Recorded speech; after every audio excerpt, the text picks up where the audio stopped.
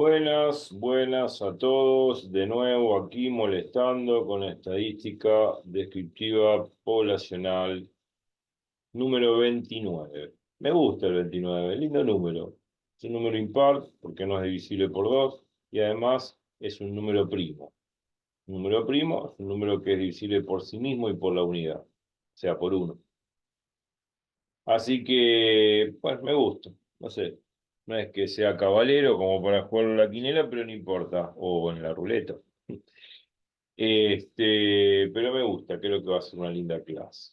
Seguimos con esto. Si bien habíamos empezado, como dice acá el título, medidas de dispersión.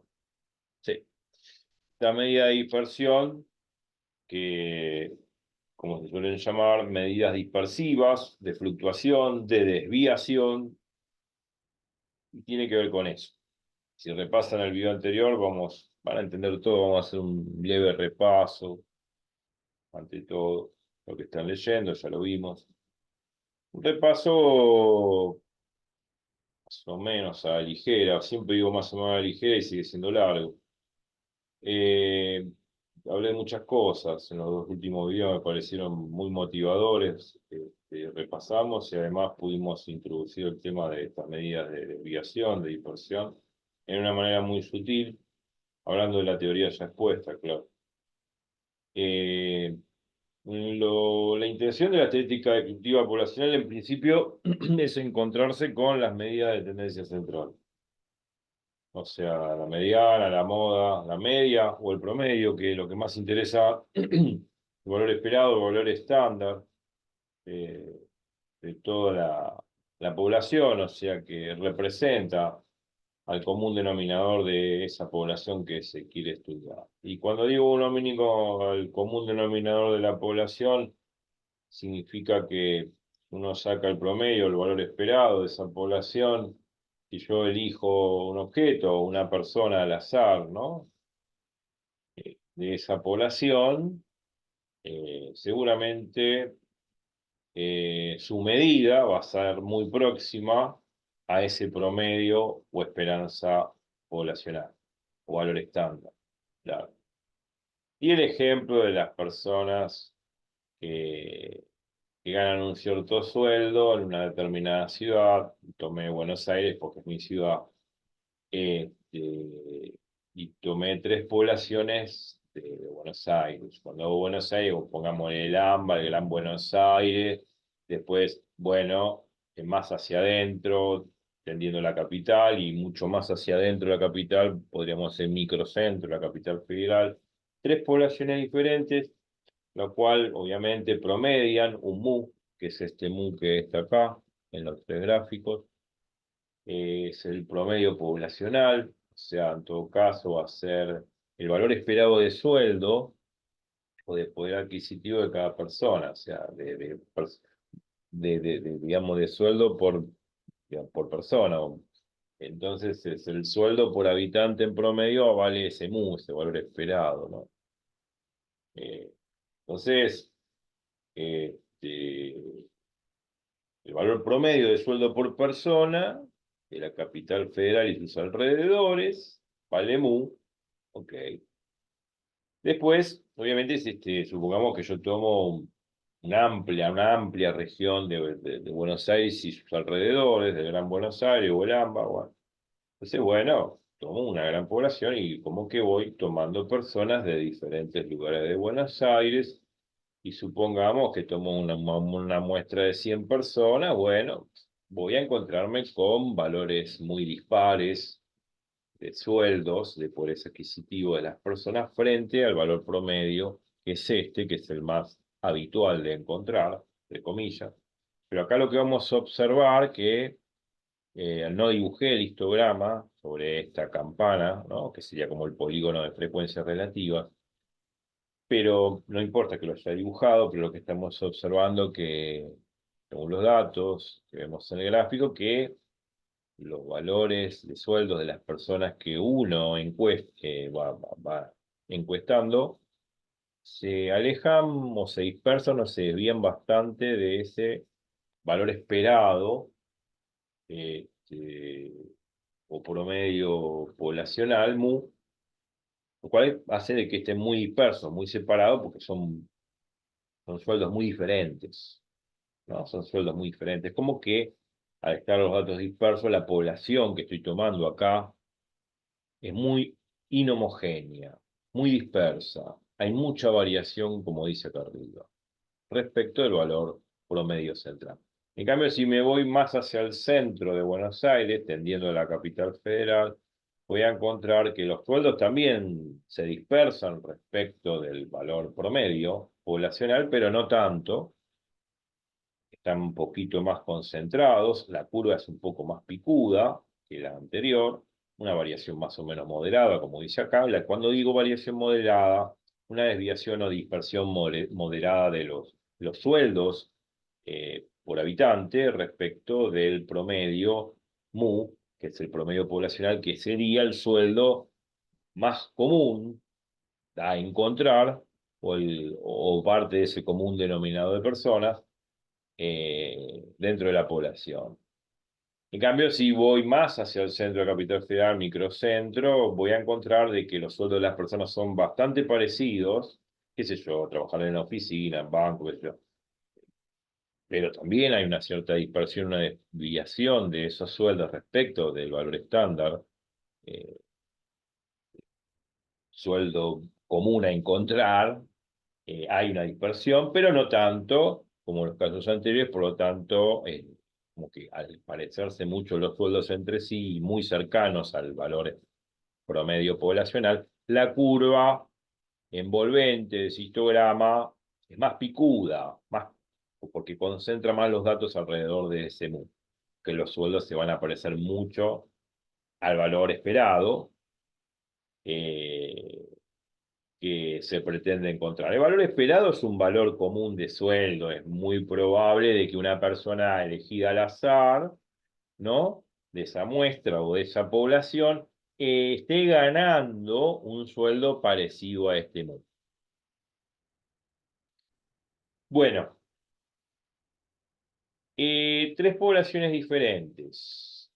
Tres estadísticas sobre la misma, sobre tres poblaciones distintas, ¿no? De este ejemplo que hemos dado. Y lo que estamos observando es este grado de fluctuación, este grado de variación, de variabilidad, de dispersión, de desviación. Lo digo en varias formas, sinónimos, porque es muy importante entender esto. Esto es estadística. Y no solamente importa el promedio poblacional o el valor esperado de la población, sino también lo que interesa es cómo se dispersan los sueldos de las personas respecto de un valor común, que es el valor MU, que es el valor esperado, esperado porque se espera encontrar un sueldo parecido a MU. Por eso se dice valor estándar o valor esperado. Es un valor ponderado de toda la población. Entonces vemos el grado de dispersión de los datos. Acá están muy poco dispersos, acá se dispersan más y acá están muy dispersos. Y ese grado de dispersión lo miden las medidas de dispersión o de desviación. Bueno, vamos adelante porque esto ya lo habíamos visto, yo estoy haciendo un ligero repaso, tampoco, digamos, tampoco me quiero quedar ahí y avanzar. Bueno, todo lo que dije ya lo dije, si ustedes lo leen, lo copian, está todo bien, perfecto.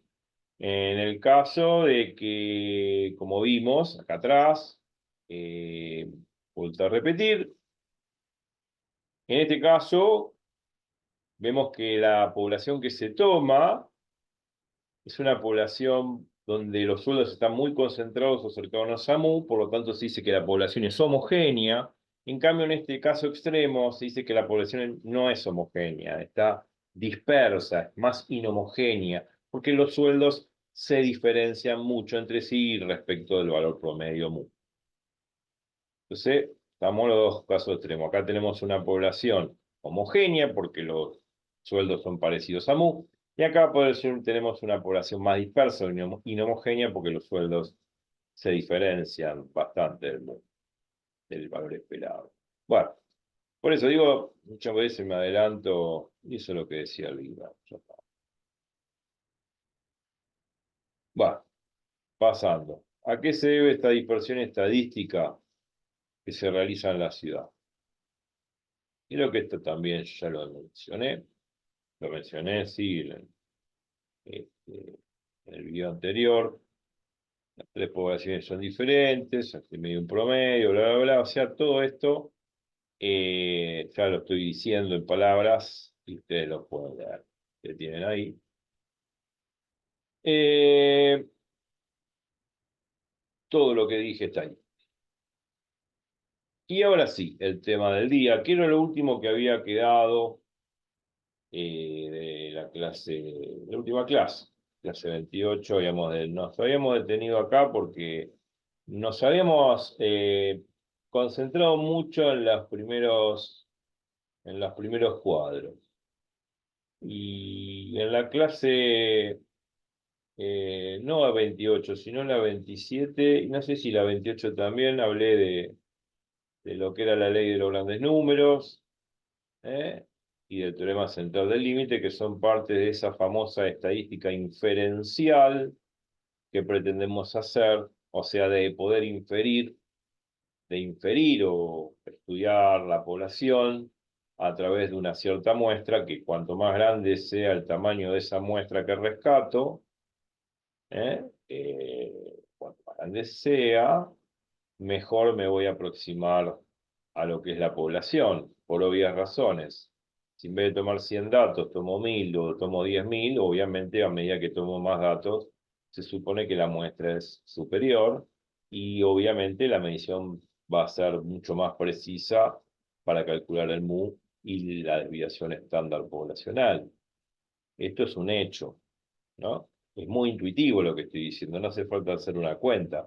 ¿Por qué? Porque si yo tomo toda la población que vivo, si tomo 4 millones de personas, la cosa que no lo voy a hacer nunca, pues es una locura, y saco el promedio, bueno, ese es el promedio poblacional.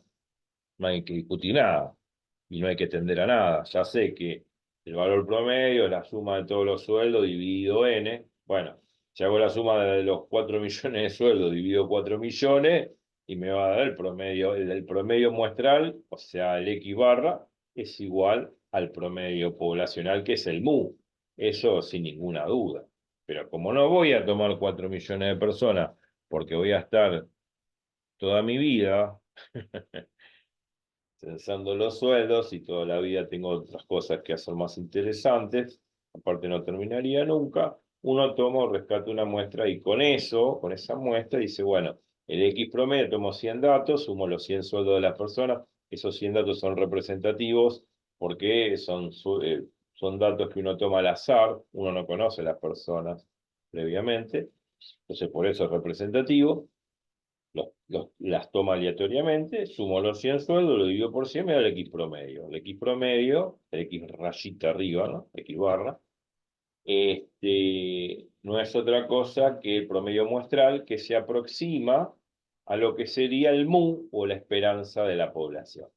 En la ley de los grandes números dice que cuanto más grande sea ese n, o sea, n tiende a la población, muchas veces se dice n tiende a infinito en muchos textos, el X promedio, el promedio muestral, se aproxima o tiende al MU, que es el valor esperado de la población. Ley de lo grande del número dice eso. Y el teorema central del límite ya lo dijimos, que también lo vamos a usar, que ese X promedio, cuanto más grande sea la muestra, se aproxima a una distribución normal. Cosa que vamos a poder usar la famosa campana de Gauss y esa famosa tabla estandarizada para cálculo de probabilidades, y a futuro dentro del tema de estética inferencial se van a ver los intervalos de confianza para poder calcular en qué rango está el MU de la población, o sea, la esperanza poblacional, y también a futuro lo que se llaman las dócimas o testeo de hipótesis. Y hay muchas cosas más. Pero ahora lo dejo ahí picando, porque esto lo habíamos visto en la clase pasada. Vamos ahora ya directamente a las medidas de dispersión o de desviación. Son todas estas que se ven acá y hay algunas más que no están ahí en el cuadro. El rango, la desviación media, la varianza, desviación típica. Bueno, la cuestión es la siguiente. Hay muchas más, pero nos vamos a basar en estas, sobre todo la varianza y la desviación típica, que son las más importantes. Pero en principio, el rango era digamos, la longitud o la distancia entre el mayor valor de X y el menor valor de X. En todo caso, en el problema de las 80 notas de los alumnos que seguimos con ese ejemplo, el rango es la diferencia entre la máxima nota, es la diferencia entre la máxima nota y la menor nota, la mínima nota. La máxima nota era 97 puntos y la mínima nota era 53. 97 menos 53 es 44. Bueno, 44 es el rango. Punto.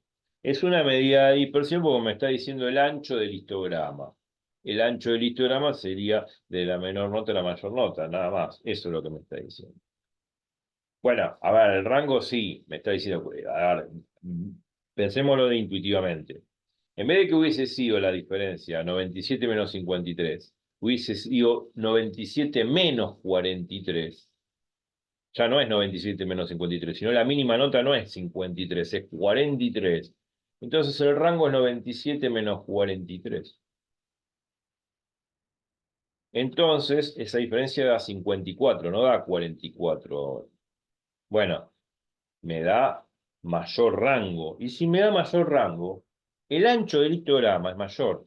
Y si el ancho del histograma es mayor, es muy probable, y a escuchar lo que voy a decir, es muy probable que las notas del curso están más dispersas respecto del valor esperado.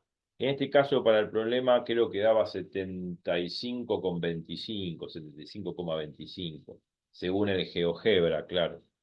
Bueno, significa que si el rango es mayor, las notas, o sea, si el rango es mayor, el histograma es más ancho, las notas estarían más dispersas respecto del valor esperado de la población, que para este problema dio 75,25, que son el promedio de las 80 notas del curso. Ese 75,25 es el promedio de la población de notas. Acá es la población de las 80 notas, no hay una muestra, no es que yo tomo una muestra de las 80, saco una muestra de 10 exámenes, de esos 80 exámenes que se tomaron, no. Acá tomo toda la población de notas. El promedio que se sacó y que obtuvimos, un promedio que es un promedio de la población, sería el MU, el valor esperado de la población, y dio 75,25. Si el rango llegase a ser mayor, porque la diferencia entre la mayor nota y la menor nota es mayor, esa diferencia, significa que el ancho del histograma es mayor y las notas estarían más dispersas respecto del valor promedio. Por eso el rango es una medida de dispersión o de desviación, no por otra cosa. Pero generalmente el rango es algo que uno en la mesa de café lo puede discutir con un amigo, porque lo primero que observa uno de un histograma, por ejemplo, en el mundo financiero o económico, es el rango. El valor mínimo y el valor máximo. A ver, che, ¿cómo es el ancho de este histograma? Bueno, ¿cuál es el valor mínimo? Bueno, tanto. Y el valor máximo, otro tanto. Bueno, qué sé yo. Este, por ejemplo, uno habla de la cotización de una moneda, del dólar, o de una cuestión financiera de tasas de interés, bonos del tesoro, no sé, cualquier cosa, supongamos el dólar. ¿Y cuál es la brecha mínima? Bueno, el valor mínimo del dólar es este, el valor máximo es este, con cierta fluctuación. Bueno, esa diferencia entre valor mínimo y valor máximo me está dando un ancho. Cuanto más ancho sea, más dispersos están las cotizaciones de dólares que yo estadísticamente quiero evaluar en un margen de tiempo.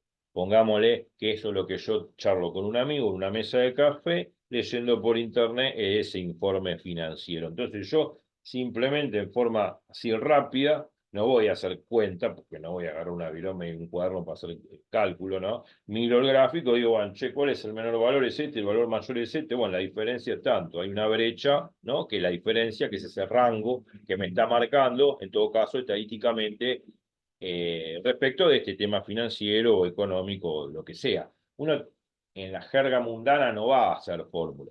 Nosotros la vamos a aplicar porque vamos a hacer problemas, pero uno tiene que entender, así como hablando entre amigos en una mesa de café, qué es el rango. El rango es ese ancho de ese histograma que mide la diferencia entre el valor máximo y el valor mínimo. Punto. Se acabó y no hay más nada que hablar. Bueno, vamos a pasar a ver otra vez el mismo problema. A ver, las calificaciones en matemáticas de los 80 estudiantes. Hicimos 1000 veces este problema, o sea, no es 1000 veces que lo hicimos, no es que repetimos la clase, no, no, no. Lo vimos 1000 veces porque estuvimos hablando de muchos parámetros, sobre el promedio, estuvimos calculando la media, la moda, la mediana, con el GeoGebra, y vimos un montón de cosas, mucho video. Y con mucho detalle, con mucha precisión. No es simplemente pasar una película o, no sé, un videíto de YouTube de 5 minutos o un TikTok y de estadística, no. Hay que ver clase por clase bien específicamente lo que se está analizando. Si hacemos un TikTok matemático no va a resultar para nada o no va a servir para nada. Entonces, la cuestión, estas son las 80 notas del curso. Bueno, claro, el rango ya sabemos que la menor nota era 53. El 53 está por acá. No sé, no lo encuentro. Acá está. Este es 53. Y la más alta nota, 97, si bien recuerdo. Estaba por acá. Acá está, 97. 97, que es la más alta nota, menos 53, 44. Ese es el rango. Bueno, ya hablamos del rango, no quiero hablar más del rango.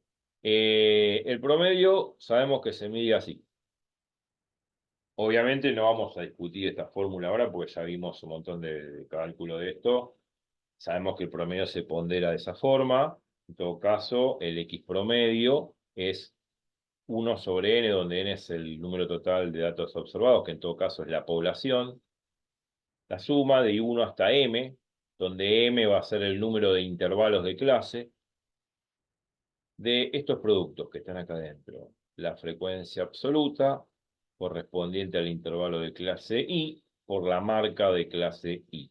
Acordémonos que la marca de clase es el valor intermedio de ese intervalo de clase. Si el intervalo de clase es así, no, el valor intermedio es A más B sobre 2.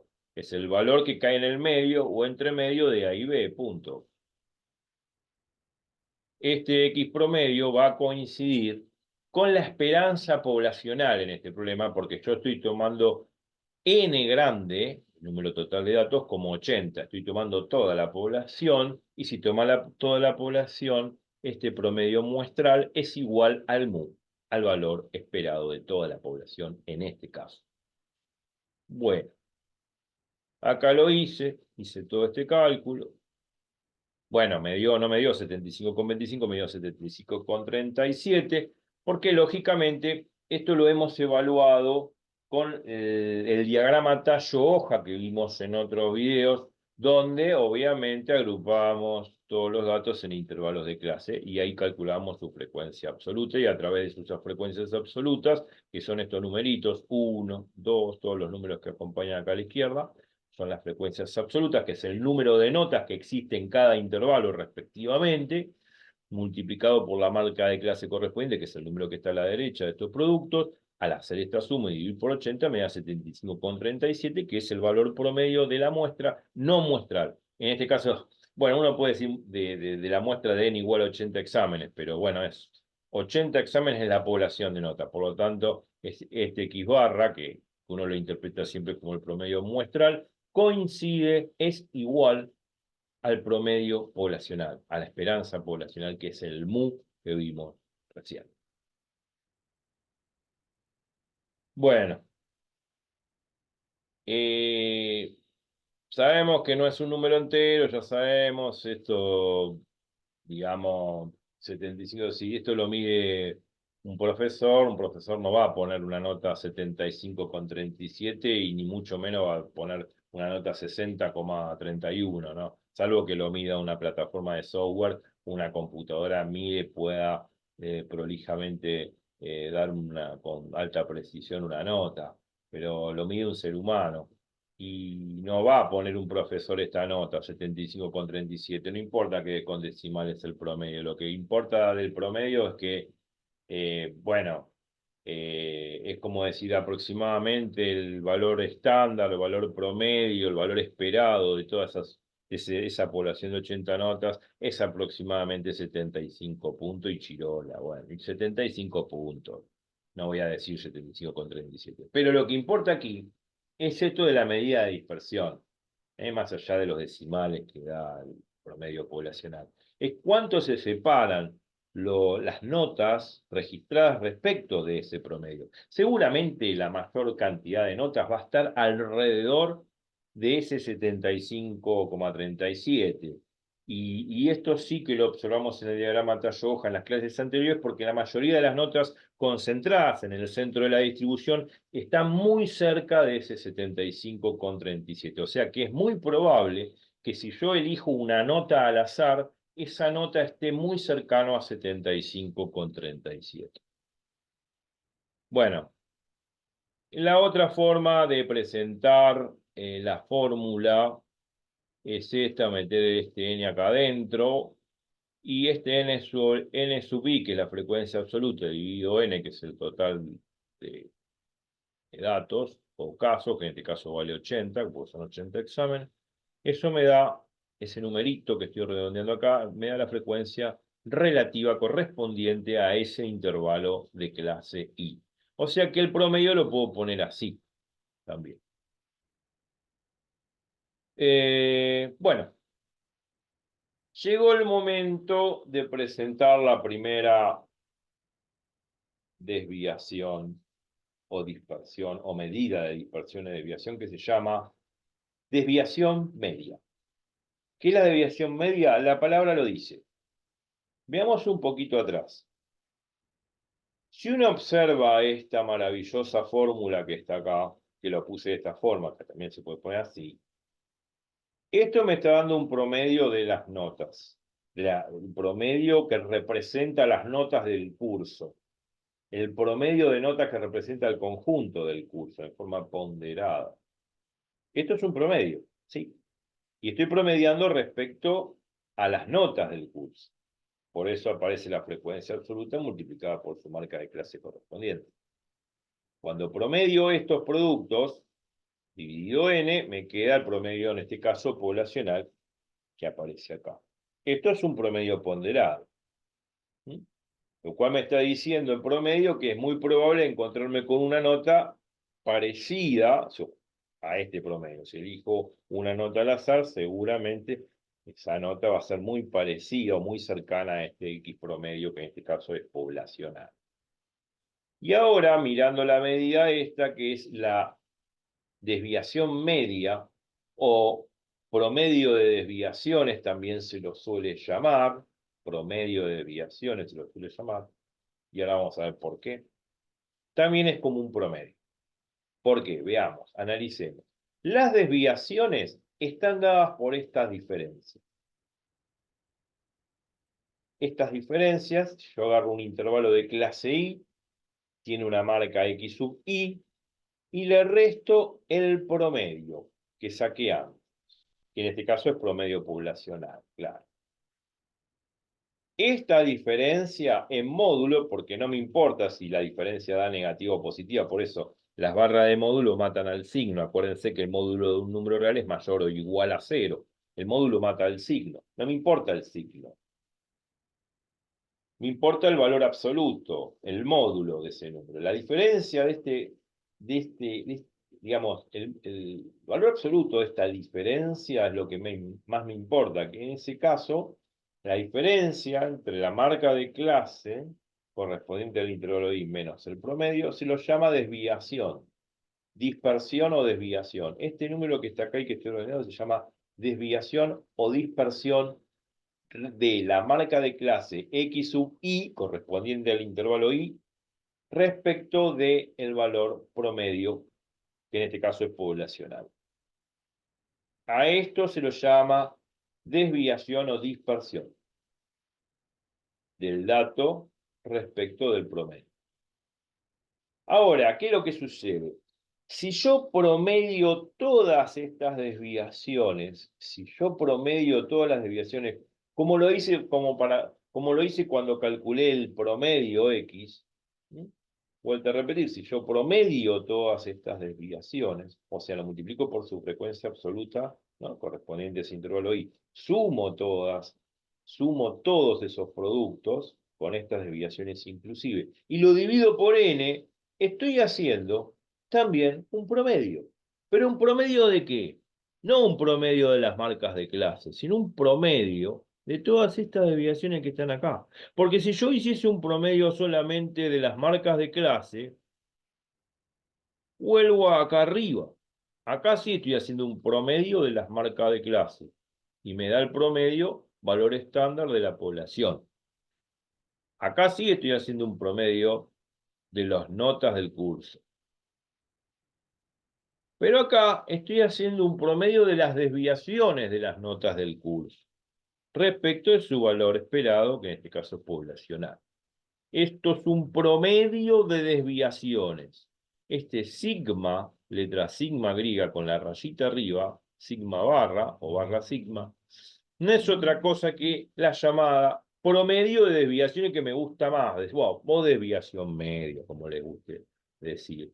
Es un promedio de desviaciones, un promedio de dispersiones de las marcas de clase registradas en cada intervalo de clase respecto del promedio o valor esperado poblacional. Y esto no es otra cosa que la desviación media o promedio de desviación. Pasaron media hora, nos vamos a 30. Nos vamos a 30.